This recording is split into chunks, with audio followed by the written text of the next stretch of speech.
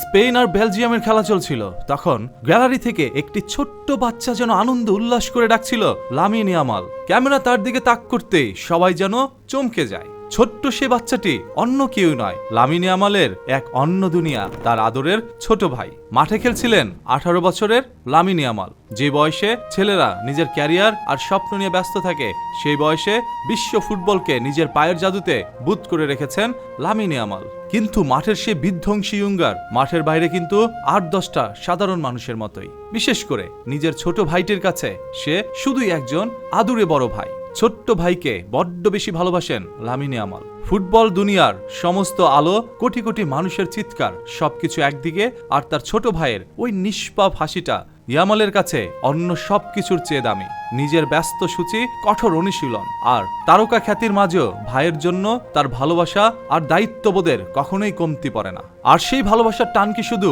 একদিকের?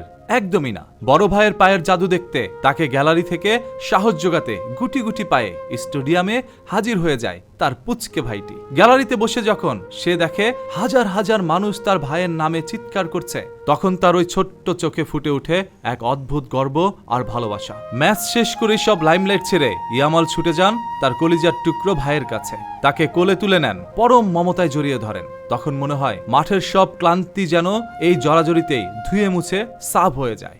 এটা শুধু একজন ফুটবলারের গল্প নয়, এটা দুই ভাইয়ের এক নিঃসত্ব ও আবেগঘন ভালোবাসার গল্প। লামিন ইয়ামাল হয়তো কোটি ভক্তের কাছে একজন সুপারস্টার, কিন্তু তার ছোট ভাইয়ের কাছে সে দুনিয়ার সেরা বড় ভাই।